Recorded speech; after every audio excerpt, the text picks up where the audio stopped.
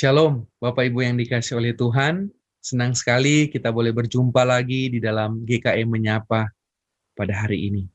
Saat ini saya ingin berbagi firman Tuhan yang saya beri judul, "Di manakah Engkau Tuhan?" Yang menjadi dasar pemberitaan firman Tuhan pada saat ini diambil dari Habakuk pasal yang pertama, ayat yang pertama sampai ayat yang keempat. Saya akan bacakan buat setiap kita. Habakuk pasal yang pertama, ayat yang pertama sampai ayat yang keempat. Demikian firman Tuhan. Ucapan ilahi dalam penglihatan Nabi Habakuk. Berapa lama lagi Tuhan, aku berteriak tetapi tidak kau dengar. Aku berseru kepadamu penindasan tetapi tidak kau tolong. Mengapakah engkau memperlihatkan kepadaku kejahatan sehingga aku memandang kelaliman? Ya, aniaya dan kekerasan ada di depan mataku. Perbantahan dan pertikaian terjadi. Itulah sebabnya hukum kehilangan kekuatannya dan tidak pernah muncul keadilan.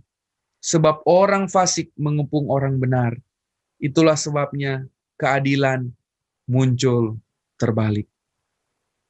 Nah, Bapak Ibu yang dikasih oleh Tuhan, bagian firman Tuhan yang kita baca saat ini itu berbicara tentang keluh kesah Nabi Habakuk. Kenapa dia berkeluh kesah?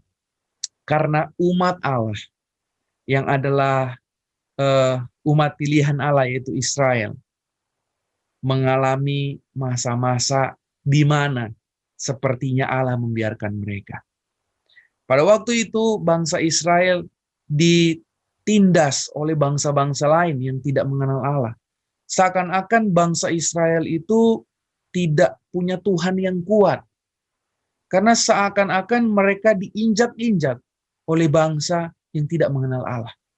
Terjadi pertikaian, terjadi perbantahan, dan seakan-akan bangsa Israel itu begitu lemah. Nah, di sinilah Nabi Habakuk itu seperti berkeluh kesah, Tuhan, di mana engkau? Kenapa engkau seperti membiarkan ini terjadi? Kenapa engkau seperti tidak sayang bangsa Israel? Di mana engkau, Tuhan? Nah, Bapak Ibu yang dikasih oleh Tuhan, kalau kita mau pikir-pikir, bukankah seringkali apa yang Nabi Habakuk rasakan, itu juga kita rasakan. Ada masa-masa di mana kita merasa, kok saya yang sudah rajin melayani Tuhan, yang sudah setia mengikut Tuhan, tapi kok saya seperti ini? Kenapa saya mengalami sakit penyakit seperti ini? Padahal saya sudah setia melayani Tuhan. Kenapa doa-doa saya tidak dijawab Tuhan? Kenapa saya tetap sakit? Kenapa saya yang sudah menjadi pekerja yang berintegritas, saya tidak pernah melakukan hal-hal yang tidak baik, tapi kok teman saya yang suka berbohong, suka melakukan cara-cara yang tidak benar dalam pekerjaannya, kok dia yang berhasil? Kok dia yang sepertinya mendapat jabatan yang lebih tinggi? Kenapa saya yang sudah membuka usaha saya dengan jujur, itu tidak mengalami kesuksesan seperti teman saya? Padahal dia seringkali curang di dalam berdagang. Kenapa Tuhan tidak adil seperti ini? Kenapa ini bisa terjadi? Justru ada masa-masa di mana kita bertanya tentang kuasa Tuhan, tentang kehadiran Tuhan dalam hidup kita. Dan inilah Nabi yang bernama Habakuk itu juga mengalami hal yang sama. Dia berkeluh kesah kepada Tuhan. Tapi saudara, di dalam keluh kesahnya, saya percaya dia belajar banyak tentang Tuhan.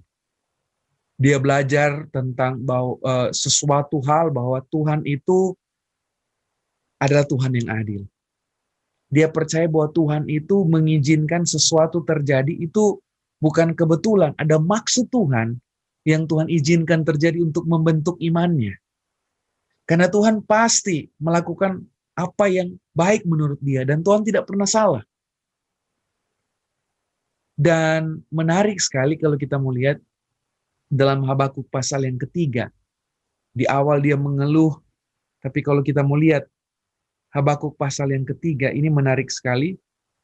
Saya akan bacakan buat kita. Habakuk pasal 3 ayat yang ke-17. Demikian Nabi Habakuk berkata. Di akhir pengalaman iman dia bersama dengan Tuhan. Yang pertama dia bertanya, Tuhan di manakah engkau? Di manakah keadilanmu? Di manakah kuasamu? Tapi di ayat 17, dia nyatakan imannya. Dia nyatakan apa yang dia pelajari selama ini. Demikian firman Tuhan. Sekalipun pohon ara tidak berbunga, pohon anggur tidak berbuah, hasil pohon zaitun mengecewakan. Sekalipun ladang-ladang tidak menghasilkan bahan makanan, kambing domba terhalau dari kurungan, dan tidak ada lembu sapi dalam kandang. Perhatikan ini, saudara. Namun, aku akan bersorak-sorai di dalam Tuhan, beria-ria di dalam Allah yang menyelamatkan aku. Nah, saudara, di tengah-tengah pergumulan yang dia hadapi, dia belajar sesuatu. Bahwa apapun yang terjadi, sekalipun doa-doanya tidak, sepertinya Tuhan tidak jawab. Sekalipun sepertinya kelihatan Tuhan tidak adil. Tapi dia berkata, aku tetap akan bersorak-sorai, beria-ria di dalam Allah. Karena saya tahu, rencana Allah indah dalam hidup saya. Karena saya tahu Tuhan sedang mempersiapkan iman yang kokoh, yang luar biasa untuk membentuk saya. Saya percaya Tuhan sedang mendewasakan saya. Bapak Ibu yang dikasih oleh Tuhan, saya tidak tahu apa yang menjadi pergumulan kita saat ini. Tapi percayalah, Tuhan hadir. Tuhan tidak kemana-mana. Tuhan ada bersama-sama dengan kita. Tuhan sedang memproses hidup kita melalui hal demi hal yang mungkin itu tidak sesuai dengan apa yang kita harapkan. Tapi Tuhan tidak pernah salah. Tuhan berkati setiap kita. Mari kita satu dalam doa. Ya Tuhan, kami bersyukur atas setiap pergumulan demi pergumulan yang Tuhan izinkan. Kuatkan kami. Biarlah kami boleh menjadi seperti Nabi Habakuk. Di tengah-tengah keluh kesah kami tetap percaya bahwa Tuhan sedang berproses. Sehingga kami boleh bersuka cita, beria-ria di dalam Allah. Melewati setiap pergumulan-pergumulan yang kami hadapi. Terima kasih Tuhan. Ini doa kami. Dalam nama Tuhan Yesus, kami sudah berdoa. Haleluya. Amin. Tuhan berkati setiap kita.